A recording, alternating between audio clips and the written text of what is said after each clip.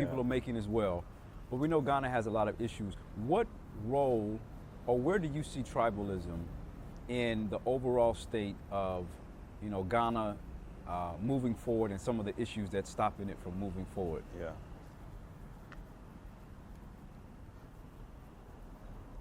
I think politics is a big thing. Those in authority and power decide how resources would be used, how resources would be shared amongst us. They decide whom they think is competent enough to handle certain things.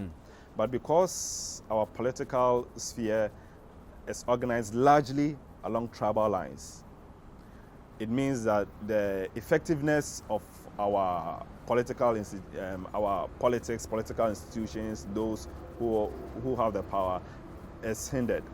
So, for example, if there is somebody in charge of, let me use the police force because now it's really good, it's quite positive, so let me use it in a negative way.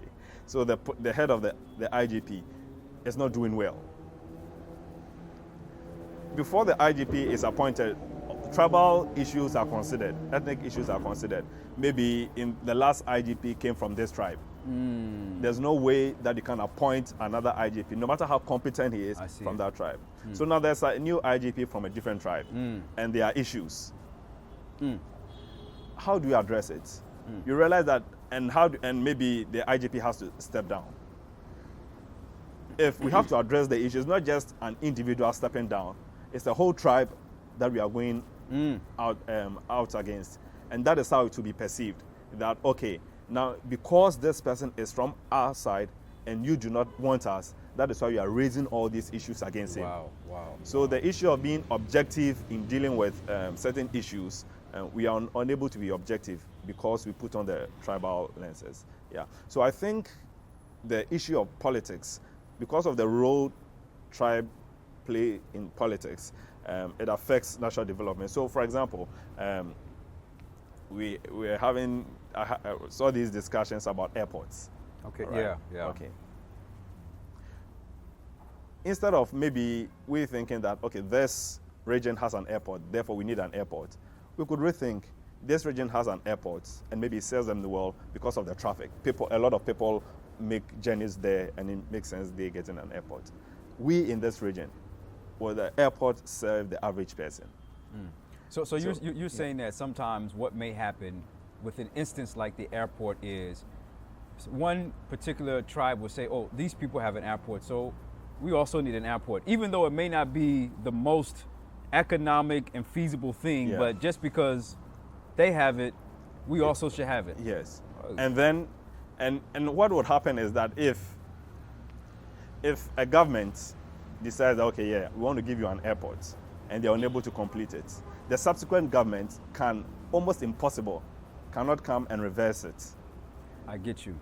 Even if maybe things have changed now and it makes sense, thinking of maybe a training system for them, it's impossible to come to reverse it, because then you are saying that we don't deserve something like this. I get you. So it's not just reversing the airport, it's a negative thing on us. You're reversing us, so to speak. Yes, yeah. Wow. So then how does this impact really the infrastructural development when you may have these various tribal issues, and like you said, it may be an airport or maybe something else like a school or a road or something. How does that impact the overall development of Ghana as a whole? Yeah.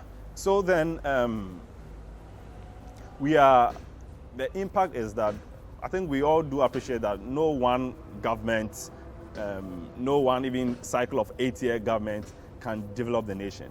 It needs long-term thinking and planning and some consistency and input from various governments. So what happens is that because of these tribal issues, we are unable to have this kind of long-term vision where we have a national agenda. Wow. Because a national agenda would mean that me from my tribe, I should open my arms to embrace you from the other tribe.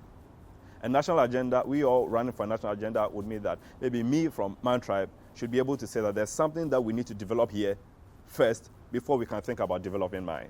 We need to, for example, help the farmers in your region be able to do good planting and everything so that we have big harvest before we can now even think about setting a factory in my region to be able to process things from yours. And then we can think about even having a transport system from your place to mine, because we already have the infrastructure to be able to have good factories to process things. Because we are unable to open our arms to embrace one another, having a national agenda is difficult, because it would mean that we are sitting down and see ourselves as equal, seeing ourselves as Ghanaians first before Akans or others. And it's a difficult thing. Yeah.